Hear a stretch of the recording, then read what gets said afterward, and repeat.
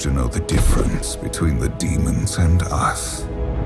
They will stop at nothing to destroy our world.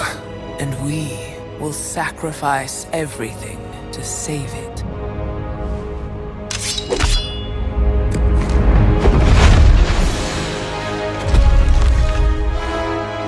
The Legion will know of this victory, and they will fear you, my Illidari. Now, you are prepared!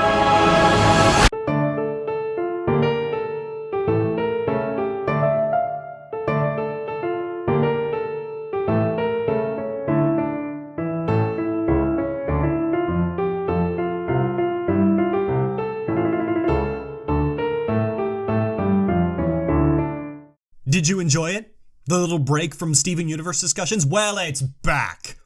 Temporarily. I swear, I want to be done with it, and I think this will be the last one. I think. Probably. No, it won't be. Bismuth is often derisively called the discourse episode by fans who seem to forget that Steven Universe is one of those shows that really wants you to think it has some kind of philosophical value. Not the first time that kind of misunderstanding has happened. I mean, Friendship is Magic has the general theme of be excellent to each other, and Jesus Christ, have you seen bronies lately? But we'll talk about internet fandom slapping themselves in the face with a wet rock another time. Today I want to talk about Bismuth. The major conflict of the episode comes at the very end, where Bismuth demonstrates the breaking point to Steven, a weapon that is capable of instantly shattering any gem. When Steven refuses to use the weapon, Bismuth remarks that this is exactly what Rose said, and we're treated to an exposition dump that Bismuth was really gung-ho about shattering enemy gems, while Rose was very staunchly against it, stating that their enemies didn't deserve this. The theme they're very obviously going for here is twofold. The first is that violence are bad, which is neither a compelling or philosophically correct message. The second is that your enemies are still people at the end of the day, and wanting to systematically slaughter them into oblivion will inevitably turn you into a monster. Now, I could sit here all day and unpack just how fractally wrong this theme is in the context of the episode itself and the series as a whole,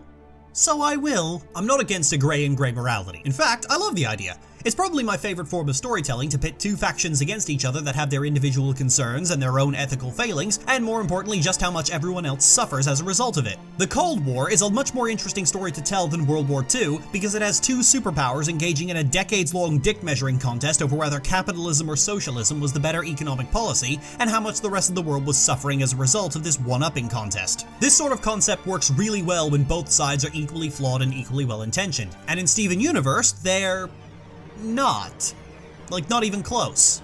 Like, I'm honestly surprised that this episode got greenlit in this state, because if I'd been at the writing desk when this was being workshopped, I would have stopped and went, wait a second, have you not been watching your own series, Rebecca? The fatal flaw should be obvious. The opposite side of this fight, Homeworld, is not given anywhere near enough development to warrant a gray and gray morality. If anything, the morality is more black and stupid. Homeworld is a totalitarian space empire run by an aristocratic group of leaders that forces everyone into a rigid class system and deliberately creates gems specifically for performing a singular purpose. It's the sort of combination of fascism and oligarchy that games like StarCraft just casually hope you don't think about. Make any excuse you want, but the fact is, Rebecca Sugar has created Nazis in space.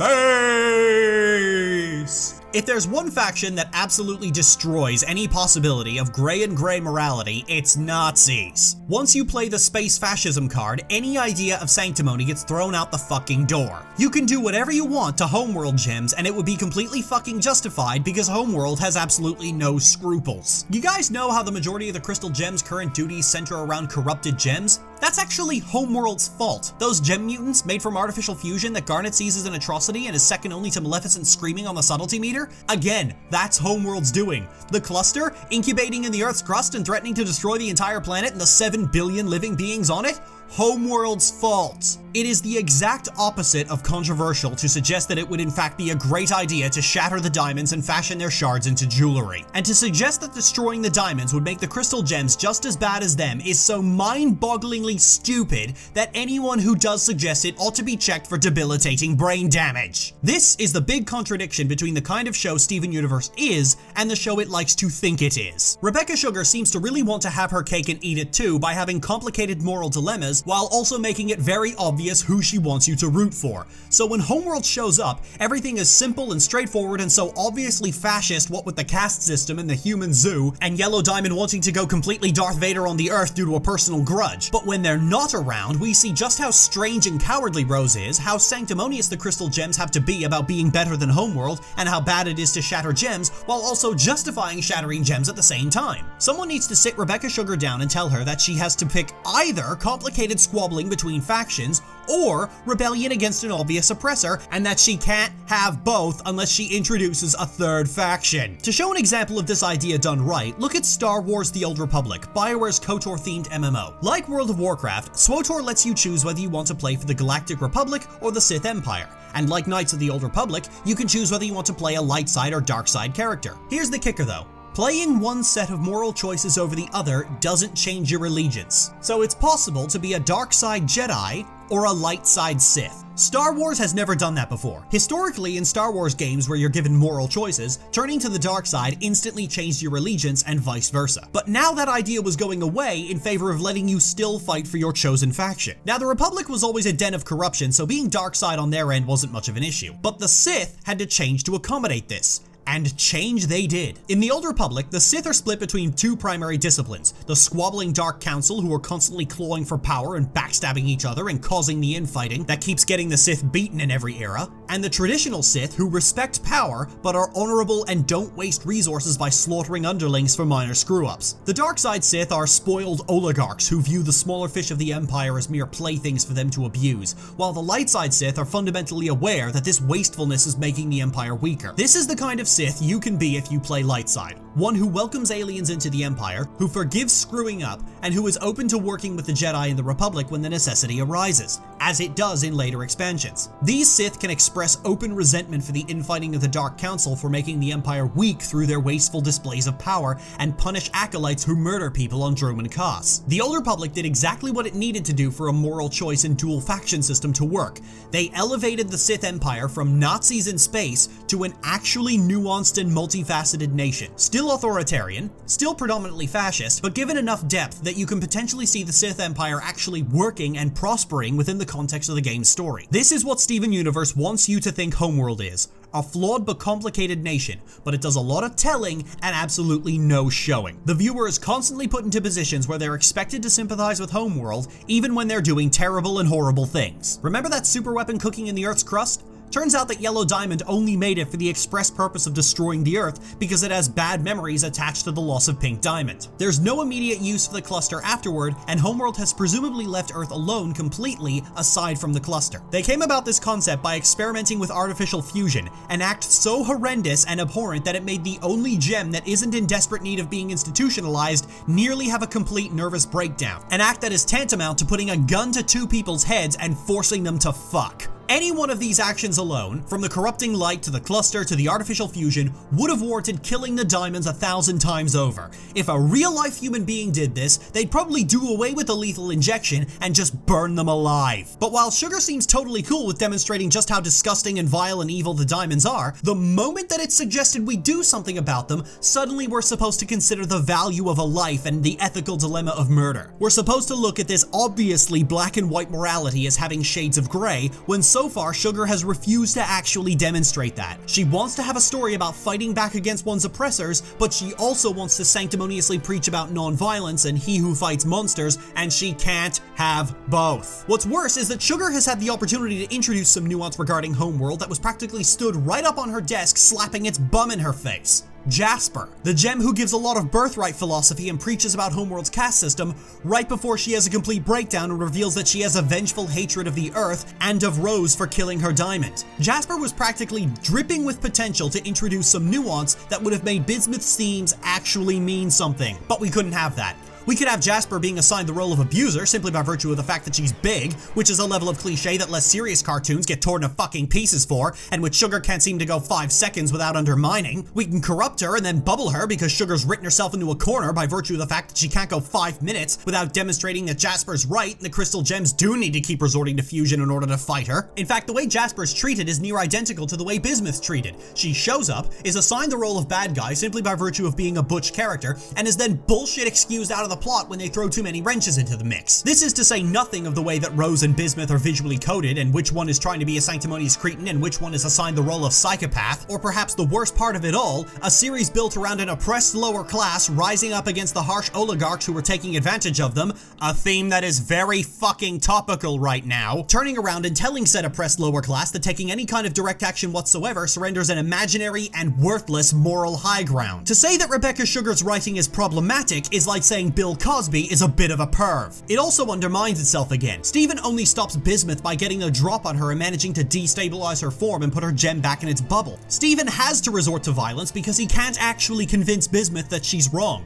Because she isn't wrong. If anything, recent episodes have shown just how right she was. Not only was Rose forced to shatter Pink Diamond in order to get anything close to freedom for the crystal gems, very recently it was shown that the diamonds are on their way to Earth to cause all kinds of trouble. So yes, we definitely are fighting bastards, and yes, they definitely will come over and burn all our stuff if we don't. This is where we get to the troubling part of what Tumblr likes to call Bizcourse. Bismuth's whole idea of using the breaking point would be to shatter the diamonds, who she calls the homeworld elites, or the upper crusts. Probably the agates as well, as they're little more than taskmasters right down to wielding whips. Doing so would remove the gems, keeping every other gem oppressed by homeworld, which means that to the don't kill your enemies in a war types, Bismuth was immediately mischaracterized as a bloodthirsty psychopath who wanted to shatter every homeworld gem, despite it being made very clear not one scene ago that she was a homeworld gem until Rose opened her eyes, and as such would obviously assume the other homeworld gems only needed the same awakening once the diamonds were out of power. It says something about the discourse surrounding an episode when one side of that discourse has to lie to make their bullshit sound more credible. Bismuth is never once characterized as a bloodthirsty psychopath. She's a soldier, and as such trains to fight. I've talked about how the contextless condemnation of violence is a problematic attitude to have in the past, and here it is writ large. If we're not going to destroy the all-powerful force that constantly threatens Earth, what are we supposed to do? Sit there and refuse to do anything and let them wipe out all organic life in the galaxy? Because that's what's gonna happen if no genuine opposition's made. This is what happens when soft, comfortable moralizing are put above sensible, non-crazy decisions. Maybe it sounds like I'm making a big deal about this. I mean, it's not like fascism is currently on the rise in the real world again. Oh wait, yes it is! This, to me, is what is truly disgusting about Bismuth. Homeworld are fascists. There's no getting around that. Bismuth's themes are arguing against stopping fascists. That is a terrible lesson to teach, especially to children. This is a lesson that's going to get someone who isn't a fascist killed, making phony, just as bad arguments to sit comfortably on a moral high ground, with said arguments being spouted by an idiot child, and then expect somebody with at least 2 working brain cells to conclude, yeah, this is a good place to end on. That's not just stupid, that's not just intellectually offensive, that's flat out irresponsible and reckless. It's the worst thing Steven Universe has ever done, and that's saying something because Steven Universe has done some pretty terrible things. I'm sure Sugar is going to bullshit her way through it by having Steven give a saccharine speech and totally make Yellow Diamond into a friend,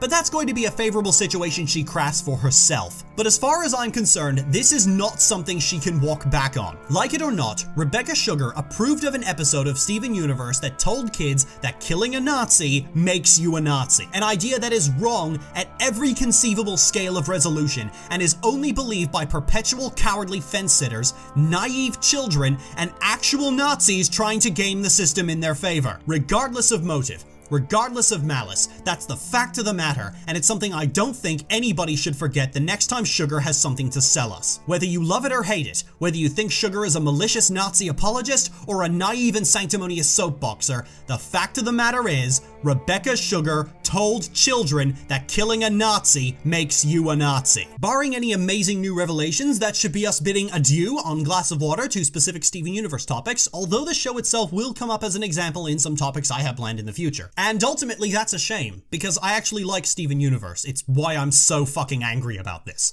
I think it had a lot of potential, but that potential was squandered by a woefully incompetent executive producer who was unable to resist poisoning every single good idea she had. And while I won't place the blame solely on this, I will say that the unending praise she was given for making weak at best nods to LGBT representation and flimsy attempts at tackling subjects she clearly wasn't ready to tackle did not help matters in the slightest. As I've said before, for a lot of people, getting a shitty version of what you like is better than not getting it at all. And as a result, people were treating Steven Universe like it was God's gift to animation based on weak half measures, and took so long to start being critical of the series that by the time the criticism started to ramp up, Sugar was already dug so far in that nobody could pull her out. The sad fact of the matter is that LGBT representation is piss easy. If you can write romance at all, you can do this. For the majority of popular culture, it's not a matter of producers being unable to do it, it's that they refuse to do it. But mental illnesses, neurodivergence, abuse, oppression, those are all complicated and nuanced and need to be treated with a great deal of care and effort. And it's effort that Sugar doesn't want to spend.